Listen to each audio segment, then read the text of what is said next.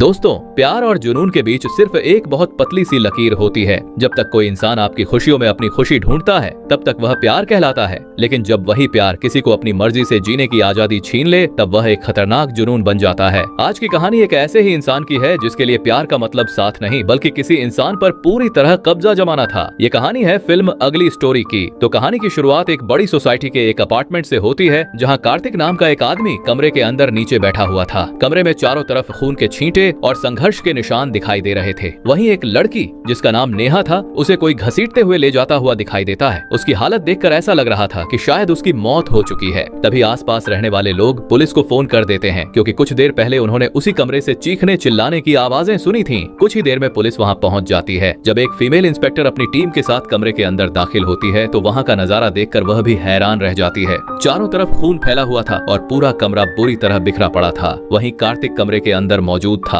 Police किसी तरह उसे पकड़ती है और पूछताछ के लिए थाने ले जाती है। लेकिन इससे पहले कि हमें पता चले कि आखिर यहाँ क्या हुआ था, कहानी कुछ साल पीछे चली जाती है, जहाँ से इस पूरे खौफनाक सफर की शुरुआत हुई थी। अब कार्तिक नाम का यह आदमी इंसान था या हैवान, ये हमें आगे पता चलने वाला है, क्योंकि वह हर रोज अपनी पत्नी नेहा की मर्जी के खिलाफ उसके साथ जबरदस्ती करता था। यही वजह थी कि नेहा उसे बिल्कुल भी पसंद नहीं करती थी और उसके साथ रहते हुए भी हमेशा उससे दूर रहने की कोशिश करती थी। नेहा एक स्कूल टीचर थी। बाहर से देखने पर वह एक शांत और साधारण लड़की लगती थी, लेकिन उसके चेहरे की मुस्कान के पीछे दर्द का एक गहरा समंदर छिपा हुआ था। स्कूल में उसकी सबसे अच्छी दोस्त स्वाति थी, जो अपनी हर बात नेहा के साथ शेयर करती थी। लेकिन जब भी वह नेहा की शादीशुदा जिंदगी के बारे में पूछती, नेहा हमेशा बात को टाल देती। किसी को अंदाजा भी नहीं था कि वह हर दिन किस तरह की मानसिक कैद में जी रही थी। दूसरी तरफ कार्तिक एक मल्टीनेशनल IT कंपनी में काम करता था। दुनिया की नजर में वह एक पढ़ा लिखा और सभ्य इंसान था, लेकिन उसकी असली पहचान कुछ और ही थी। ऑफिस में काम करने के बजाय वह पूरा दिन अपनी पत्नी की तस्वीरों को घूरता रहता और लगातार सिगरेट पीता रहता था। उसकी इस लापरवाही से परेशान होकर एक दिन उसकी मैनेजर उसे नौकरी से निकालने की धमकी देती है।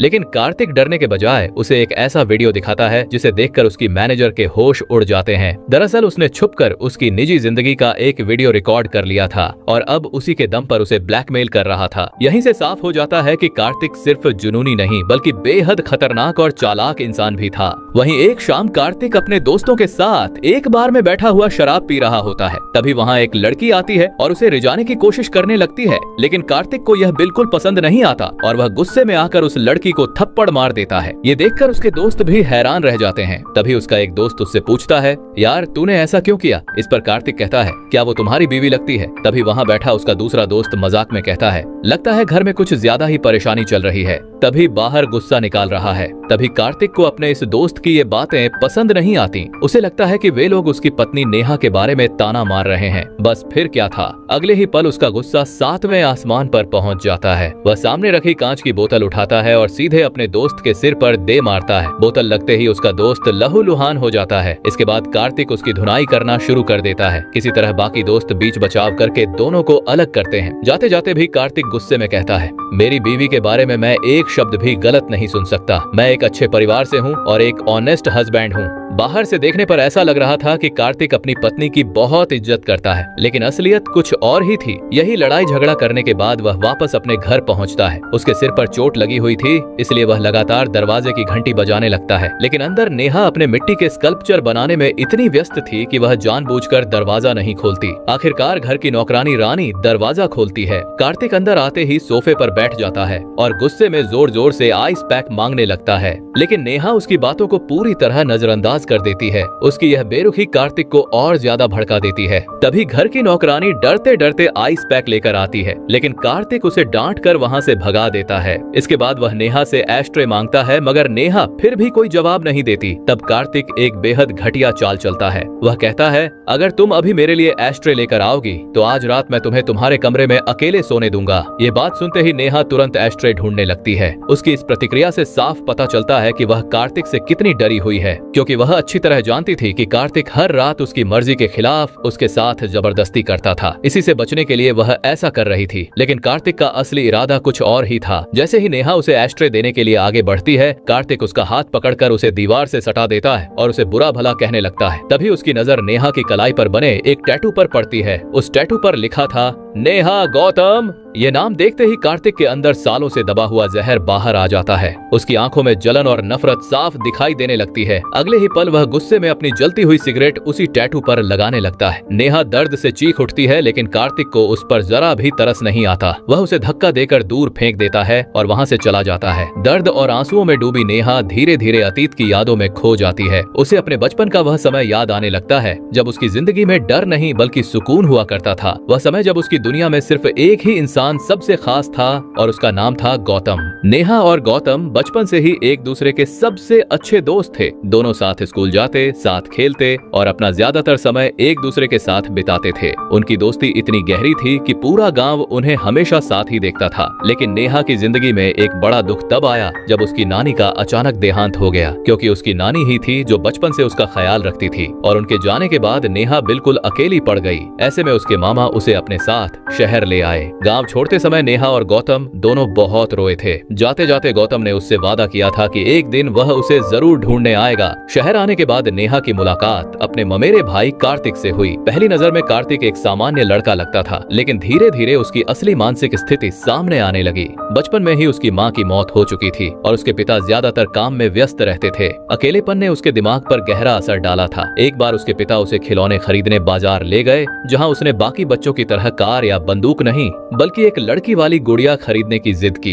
इसके बाद वह घंटों उस गुड़िया के साथ बंद कमरे में बातें करता रहता। डॉक्टरों ने बताया कि वह गहरे मानसिक अवसाद और असामान्य व्यवहार का शिकार है, लेकिन उसके पिता उसे पूरी तरह समझ नहीं पाए। फिर एक दिन नेहा उस घर में आई और सब कुछ बदल गया। कार्तिक ने अचानक उस गुड़िया से खेलना बंद कर दिया। उसके पिता को लगा कि उनका बेटा ठीक हो रहा है, लेकिन असलियत इससे कहीं ज्यादा डरावनी थी। दरअसल कार्तिक का जुनून अब उस बेजान गुड़िया से हटकर नेहा पर आ गया था। वह उसे एक इंसान नहीं बल्कि अपनी निजी चीज समझने लगा था। समय बीतता गया और दोनों बड़े हो गए। दूसरी तरफ गौतम भी अपनी पढ़ाई पूरी कर चुका था। कई साल बाद एक दिन वह अचानक नेहा के कॉलेज पहुंच जाता है। इतने वर्षों बाद उसे सामने देखकर नेहा की खुशी का ठिकाना नहीं रहता। बचपन की दोस्ती अब सच्चे प्यार में बदल चुकी थी। दोनों एक दूसरे के और करीब आने लगे और अपने भविष्य के सपने देखने लगे। अपने इसी प्यार की निशानी के रूप में नेहा अपनी कलाई पर नेहा गौतम का टैटू बनवा लेती है, लेकिन उन्हें यह नहीं पता था कि कोई उन पर हर पल नजर रख रहा है। एक रात जब नेहा घर में अकेली होती है, उसके फोन पर एक वीडियो आता है। वीडियो देखते ही उसके पैरों तले जमीन खिसक जाती है। उसमें वह और गौतम एक दूसरे को गले लगाते हुए दिखाई दे रहे थे। ये वीडियो किसी और ने नहीं बल्कि कार्तिक ने चोरी छिपे रिकॉर्ड किया था। तभी अंधेरे से कार्तिक सामने आता है। उसकी आंखों में खतरनाक गुस्सा साफ दिखाई दे रहा था। वह नेहा को बताता है कि उसने गौतम को इतनी बुरी तरह पीटा है कि उसे अस्पताल में भर्ती होना पड़ा। फिर वह उसे धमकी देता है कि अगर उसने दोबारा गौतम से मिलने की कोशिश की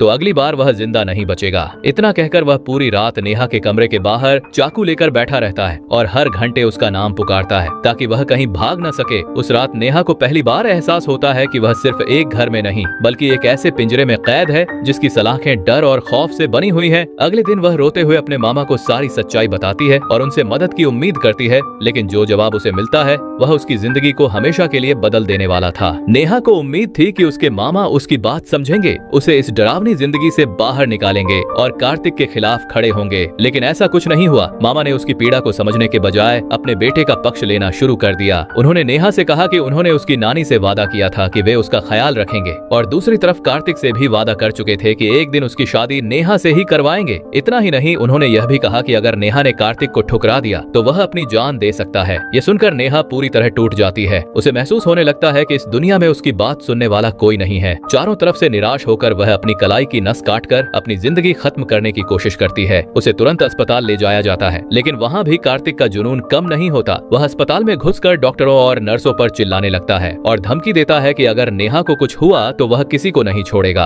अस्पताल से निकलने के बाद नेहा एक आखिरी उम्मीद के साथ गौतम के घर पहुंचती है। उसे लगता है कि शायद अब वही उसे इस नर्क से बचा सकता है, लेकिन किस्मत एक बार फिर उसका साथ नहीं देती। वहां पहुंचकर उसे पता चलता है कि गौतम अपने परिवार के साथ अचानक मुंबई चला गया है। ये खबर सुनते ही उसकी आखिरी उम्मीद भी टूट जाती है। वह सड़क पर खड़ी रो रही होती है। तभी कार्तिक वहां पहुंच जाता है। घर लौटने के बाद वह अपने ही पिता पर हाथ उठा देता है और पूरे घर में हंगामा मचा देता है। नेहा समझ चुकी थी कि अगर उसने कार्तिक की बात नहीं मानी तो वह न सिर्फ खुद को बल्कि अपने आसपास के लोगों को भी नुकसान पहुंचाएगा। आखिरकार अपने मामा की जान बचाने और गौतम को कार्तिक की पहुंच से दूर रखने के लिए वह मजबूरी में शादी के लिए हाँ कर देती है। इस तरह एक ऐसी शादी होती है जिसमें न प्यार था न खुशी, सिर्फ डर, मजबूरी और दर्द था। समय बीतता है और कहानी फिर वर्तमान में लौट आती है। शादी के बाद बाद नेहा की जिंदगी किसी जेल से कम नहीं रह जाती। हर दिन उसके लिए एक नई यातना लेकर आता है। एक सुबह घर की नौकरानी रानी टिफिन बनाने में थोड़ी देर कर देती है। इतनी सी बात पर कार्तिक अपना आपा खो बैठता है और उसे मारने लगता है। इसके बाद वह खुद रसोई में जाकर डोसा बनाता है। उसे अच्छी तरह पता था कि नेहा को डोसा बिल्कुल पसंद नहीं है, लेकिन फिर भी वह उसे खाने के लिए मजबूर करता है। वह धमकी देता है कि अगर उसने यह डोसा नहीं खाया तो वह उसे हमेशा के लिए स्कूल जाने से रोक देगा। तब डर और बेबसी में नेहा अपनी आंखों के आंसुओं के साथ वह खाना निगल लेती है, लेकिन यह तो उसकी तकलीफों की सिर्फ शुरुआत थी। इसके बाद जब नेहा घर से निकलकर स्कूल जाने लगती है, तभी कार्तिक अपनी कार लेकर वहां पहुंच जाता है।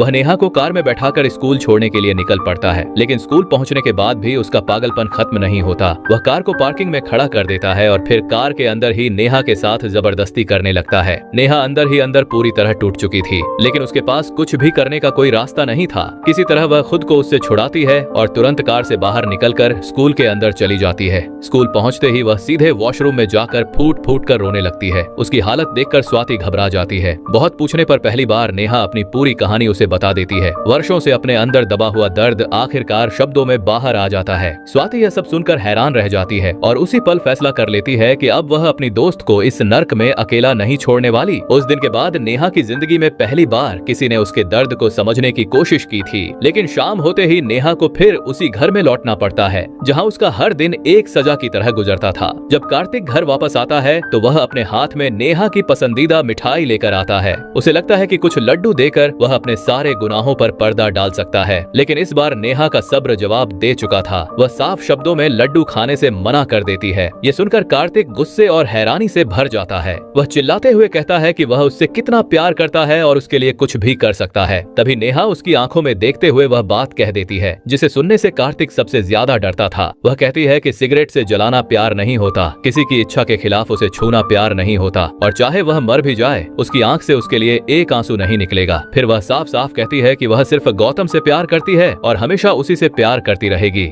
गौतम का नाम सुनते ही कार्तिक का मानसिक संतुलन पूरी तरह टूट जाता है। उसके अंदर दबा हुआ गुस्सा ज्वालामुखी की तरह फट पड़ता है। वह कमरे में रखी कांच की बोतलें उठाकर अपने ही सिर पर मारने लगता है। जहां यह खौफनाक नजारा देखकर नेहा बुरी तरह घबरा जाती है और वहीं बेहोश होकर गिर पड़ती है। नेहा के बेहोश होते ही कार्तिक का व्यवहार अचानक बदल जाता है। वह तुरंत एक डॉक्टर को घर बुलाता है। डॉक्टर नेहा की जांच करते हैं और बताते हैं कि ज्यादा तनाव और डर की वजह से वह बेहोश हुई है। इसके बाद डॉक्टर कुछ दवाइयां देते हैं और उसे आराम करने की सलाह देकर वहां से चले जाते हैं। लेकिन दोस्तों, इस बार कार्तिक नेहा से आई लव यू कहलवाने के लिए एक बेहद घिनौनी और खतरनाक चाल चलने वाला था। जब कुछ देर बाद नेहा को होश आता है तो वह बाहर का नजारा देखकर हैरान रह जाती है। वह देखती है कि कार्तिक ने लकड़ियों का एक बड़ा ढेर जमा कर रखा है और उस पर पेट्रोल भी छिड़क दिया है। उसके हाथ में माचिस थी। कार्तिक नेहा की तरफ देखकर कहता है, अगर तुमने आज मुझे आई लव यू नहीं कहा तो मैं खुद को आग लगा दूंगा। उसकी बातें सुनकर नेहा पूरी तरह सहम जाती है। उसे समझ नहीं आता कि वह क्या करे। आखिरकार डर के कारण वह कांपती हुई आवाज में कार्तिक से आई लव यू कह देती है। ये सुनते ही कार्तिक के चेहरे पर मुस्कान आ जाती है, लेकिन नेहा अच्छी तरह जानती थी कि उसने ये शब्द प्यार से नहीं बल्कि डर और मजबूरी में कहे हैं। अगली सुबह जब कार्तिक की आंख खुलती है तो घर में अजीब सा सन्नाटा पसरा हुआ था। वह नेहा को आवाज लगाता है, लेकिन कोई जवाब नहीं मिलता। वह पूरे घर में उसे ढूंढता है, लेकिन नेहा कहीं दिखाई नहीं देती। तभी नौकरानी रानी उसे बताती है कि जब वह सुबह घर आई थी तब भी नेहा वहां मौजूद नहीं थी। ये सुनते ही कार्तिक बुरी तरह घबरा जाता है। वह तुरंत नेहा को फोन करता है, लेकिन उसका मोबाइल स्विच ऑफ आता है। पहली बार उसे एहसास होता है कि जिस इंसान को वह हमेशा अपनी गिरफ्त में समझता था वह उसकी पकड़ से निकल चुकी है। और यहीं से शुरू होता है कार्तिक के पागलपन का सबसे खतरनाक अध्याय। नेहा के अचानक गायब हो जाने के बाद कार्तिक पूरी तरह बौखला जाता है। वह बिना समय गवाए उसके स्कूल पहुंचता है और वहां स्वाति से पूछता है कि नेहा कहाँ है, लेकिन स्वाति बेहद शांत आवाज में जवाब देती है कि अगर वह सच में उसका पति है तो यह सवाल उसे किसी और से नहीं खुद से पूछना चाहिए। यह जवाब सुनकर कार्तिक और ज्यादा बेचैन हो जाता है। इसके बाद वह पूरे शहर में नेहा को ढूंढना शुरू कर देता है। वह बस स्टैंड, रेलवे स्टेशन, अस्पताल, पार्क और यहाँ तक कि उन जगहों पर भी जाता है जहाँ नेहा कभी कभार जाया करती थी, लेकिन हर जगह उसे सिर्फ निराशा ही हाथ लगती है। धीरे धीरे एक दिन बीत जाता है, फिर 2 दिन, फिर 3 दिन। देखते ही देखते पूरा 1 हफ्ता गुजर जाता है, लेकिन नेहा का कोई पता नहीं चलता। अब कार्तिक की हालत दिन ब दिन खराब होने लगती है। नेहा के गायब होने के बाद कार्तिक पूरी तरह टूट जाता है। वह शराब में डूब जाता है और रात रात भर सड़कों पर भटकता रहता है। एक रात नशे में धुत होकर वह गलती से एक दूसरी बिल्डिंग में पहुंच जाता है। वहां मौजूद एक आदमी उसे देखकर पूछता है, सर आप ठीक तो है ना, कोई मदद चाहिए क्या? लेकिन कार्तिक उससे अजीब अजीब सवाल पूछने लगता है। वह कहता है, क्या तुम्हारी पत्नी ने कभी तुम्हें गले लगाने पर खुद को नुकसान पहुंचाने की धमकी दी है? कार्तिक की बातें सुनकर वह आदमी हैरान रह जाता है। फिर वह कहता है, आप जिस नेहा की बात कर रहे हैं उस नाम की कोई महिला इस बिल्डिंग में रहती ही नहीं है। ये सुनते ही कार्तिक अपना आपा खो बैठता है और उस आदमी पर हमला कर देता है। लेकिन कुछ देर बाद उसे एहसास होता है कि नशे की हालत में वह गलत बिल्डिंग में आ गया था। दूसरी तरफ उसकी मानसिक हालत लगातार बिगड़ती जा रही थी।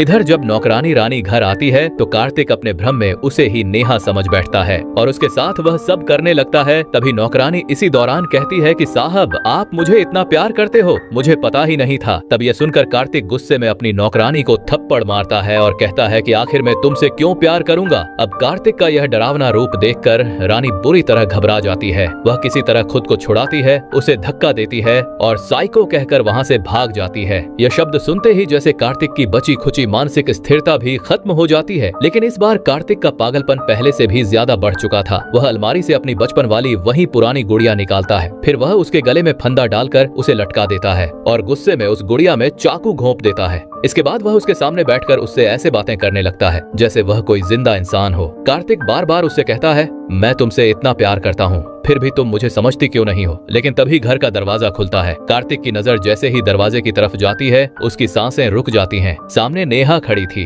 पूरे 1 हफ्ते बाद उसे अपने सामने देखकर कार्तिक की आंखों में खुशी, राहत, गुस्सा और पागलपन सब एक साथ दिखाई देने लगते हैं। वह तुरंत उसकी तरफ दौड़ता है और पूछता है, तुम मुझे छोड़कर कहाँ चली गई थी? तुम्हें पता है मैंने तुम्हें कितना ढूंढा है। लेकिन इस बार नेहा की आंखों में डर नहीं बल्कि नफरत दिखाई दे रही थी। वह कहती है, मुझे हाथ लगाने की भी कोशिश मत करना, मुझे सिर्फ गौतम का साथ पसंद है और मैं तुमसे नफरत करती हूँ। जैसे ही कार्तिक के कानों में फिर से गौतम का नाम पड़ता है उसके अंदर का जानवर पूरी तरह बाहर आ जाता है। उसका चेहरा गुस्से से विकृत हो जाता है और वह अपना आपा पूरी तरह खो बैठता है। उसे अब न सही गलत का फर्क समझ आ रहा था और न ही अपने सामने खड़ी नेहा की हालत दिखाई दे रही थी। उसके दिमाग में सिर्फ एक ही बात गूंज रही थी कि नेहा आज भी उससे नहीं बल्कि गौतम से प्यार करती है। अगले ही पल वह पास रखी एक भारी कांच की बोतल उठाता है और पूरी ताकत से नेहा के सिर पर दे मारता है। जोरदार वार के साथ नेहा लड़खड़ा जाती है लेकिन कार्तिक रुकता नहीं। वह एक बार फिर हमला करता है। नेहा खून से लथपथ होकर जमीन पर गिर पड़ती है और बेहोश हो जाती है। इसके बाद कार्तिक उसे टांग से पकड़कर फर्श पर घसीटते हुए बाथरूम की तरफ ले जाता है और यहीं पर कहानी वापस उसी दृश्य में पहुंच जाती है जहां से यह पूरी दास्तान शुरू हुई थी।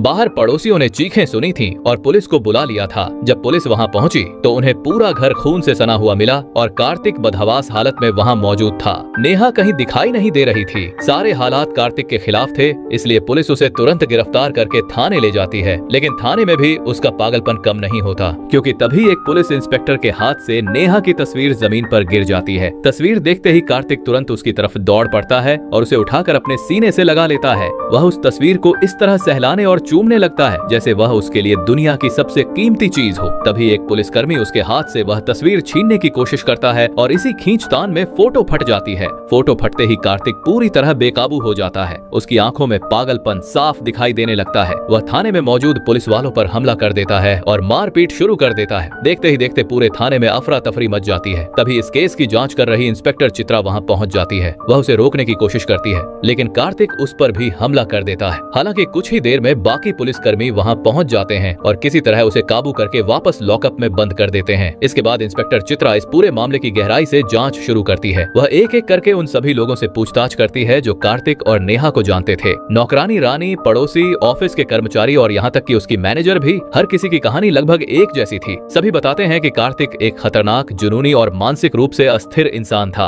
अब यह साफ हो जाता है कि कार्तिक कोई आदर्श पति नहीं था बल्कि एक ऐसा आदमी था जो सालों से अपनी पत्नी को डर, धमकियों और जबरदस्ती के सहारे अपने कब्जे में रखना चाहता था। सबूत लगातार उसके खिलाफ जमा होते जाते हैं। आखिरकार मामला अदालत में पहुंचता है। अदालत कार्तिक की मानसिक स्थिति और उसके खिलाफ मौजूद सबूतों को देखते हुए उसे सजा सुनाती है। जज फैसला देते हैं कि उसे जेल के बजाय मानसिक उपचार के लिए एक मेंटल असाइलम भेजा जाएगा, जहां वह अपनी सजा भी काटेगा और उसका इलाज भी होगा। ऐसा लगता है कि अब कहानी खत्म हो चुकी है और एक खतरनाक इंसान अपने अंजाम तक पहुंच चुका है। लेकिन असली ट्विस्ट तो अभी बाकी था। कुछ महीनों बाद मेंटल असाइलम में कार्तिक अकेला बैठा होता है। वह अब भी बार बार एक ही बात दोहरा रहा था, मैंने नेहा को नहीं मारा। तभी वहाँ इंस्पेक्टर चित्रा आती है और बेहद शांत आवाज में कहती है, कार्तिक, मेरे पास तुम्हारे लिए एक खबर है। कार्तिक उसकी तरफ देखता है। फिर चित्रा कहती है, जिसे सुनकर उसके पैरों तले जमीन खिसक जाती है। वह कहती है, नेहा जिंदा है कार्तिक। यह सुनते ही कार्तिक की आंखें फटी की फटी रह जाती हैं। उसे यकीन ही नहीं होता कि जिस औरत को वह खून से लथपथ छोड़ आया था वह जिंदा कैसे हो सकती है। लेकिन चित्रा अब उसे वह सच बताने वाली थी जिसने पूरी कहानी का मतलब ही बदल देना था। अगले ही पल वह एक ऐसा राज खोलती है जिसे सुनकर कार्तिक को पहली बार एहसास होता है कि इस बार शिकार कोई और नहीं बल्कि वह खुद बन चुका था। चित्रा धीरे धीरे पूरी सच्चाई बताना शुरू करती है। वह कहती है कि वह कोई साधारण पुलिस ऑफिसर नहीं है बल्कि गौतम की बहुत पुरानी दोस्त है। जब गौतम कई साल बाद मुंबई से वापस लौटा और उसे पता चला कि नेहा की शादी कार्तिक से हो चुकी है तो वह पूरी तरह टूट गया था। लेकिन असली झटका उसे तब लगा जब उसने नेहा की हालत अपनी आंखों से देखी। एक दिन स्कूल के वॉशरूम में रोती हुई नेहा ने स्वाति, गौतम और चित्रा को अपनी जिंदगी का हर दर्द बता दिया था। उसने बताया कि कैसे सालों से वह डर, धमकियों और मानसिक यातनाओं के बीच जी रही है। उसी दिन उन तीनों ने फैसला कर लिया कि अब कार्तिक को उसके की सजा दिलानी ही होगी। चित्रा कार्तिक की आंखों में देखते हुए बताती है कि नेहा का अचानक गायब होना कोई संयोग नहीं था, यह एक सोची समझी योजना का हिस्सा था। उन्होंने जानबूझकर नेहा को एक सुरक्षित जगह पर छुपा दिया था। उन्हें पता था कि जिस दिन नेहा उसकी पहुंच से बाहर हो जाएगी उसी दिन कार्तिक का असली चेहरा दुनिया के सामने आ जाएगा। और बिल्कुल वही हुआ। नेहा के गायब होते ही कार्तिक का मानसिक संतुलन बिखर गया। उसने शहर में हंगामा मचाया, लोगों पर हमला किया, शराब में डूब गया और आखिरकार खुद ही अपने पागलपन के सारे सबूत दुनिया के सामने छोड़ दिए। चित्रा आगे बताती है कि एक हफ्ते बाद नेहा को जानबूझकर उसके सामने भेजा गया था। उन्हें मालूम था कि कार्तिक खुद पर काबू नहीं रख पाएगा और जैसे ही उसने हमला किया उनकी योजना का आखिरी हिस्सा पूरा हो गया। नेहा गंभीर रूप से घायल जरूर हुई थी लेकिन वह मरी नहीं थी। कार्तिक के बेहोश होने के बाद स्वाति वहां पहुंच गई थी और उसने नेहा को तुरंत एक सुरक्षित जगह पर पहुंचा दिया था। पुलिस को जो खून मिला था वह सच में नेहा का ही था, इसलिए सभी को यही लगा कि कार्तिक ने नेहा को मार डाला है। लेकिन असल में यह पूरा प्लान कार्तिक के अपराधों को साबित करने के लिए बनाया गया था ताकि वह कानून से बच न सके। तभी चित्रा अपना मोबाइल निकालती है और उसके सामने एक वीडियो चला देती है। वीडियो में नेहा और गौतम एक साथ दिखाई दे रहे थे। दोनों बेहद खुश थे। वर्षों बाद नेहा के चेहरे पर वही मुस्कान और सुकून लौट आया था जिसे कार्तिक ने उससे छीन लिया था। ये देखकर कार्तिक पूरी तरह टूट जाता है। तब चित्रा उसकी तरफ देखकर कहती है, किसी की खुशी में खुश होना प्यार कहलाता है, लेकिन किसी को उसकी मर्जी के खिलाफ अपने पास बांध कर रखना प्यार नहीं बल्कि एक बीमारी है। गौतम ने नेहा को आजादी दी इसलिए आज वह उसके साथ है और तुमने उसे कैद करने की कोशिश की इसलिए आज तुम यहाँ अकेले बैठे हो। इतना कहकर चित्रा वहां से चली जाती है। इसके बाद कार्तिक की नजर फर्श पर पड़ी एक गुड़िया पर जाती है जो उसे उसकी बचपन वाली गुड़िया की याद दिलाती है। वह धीरे धीरे उसके पास जाता है, उसे उठाकर अपने सीने से लगा लेता है और फिर उससे बातें करने लगता है जैसे वह कोई जिंदा इंसान हो। अब उसकी आंखों में हकीकत नहीं सिर्फ भ्रम बचा था। वह पूरी तरह अपने ही पागलपन की दुनिया में खो चुका था। और इसी के साथ ये कहानी यहीं समाप्त हो जाती है। ये कहानी हमें सिखाती है कि प्यार कभी भी डर, धमकी या जबरदस्ती से नहीं जीता जा सकता। सच्चा प्यार इंसान को आजादी देता है जबकि जुनून उसे कैद कर देता है। और जो रिश्ता किसी की मर्जी छीन ले वह प्यार नहीं बल्कि एक खूबसूरत नाम में छिपी हुई सबसे खतरनाक कैद होती है।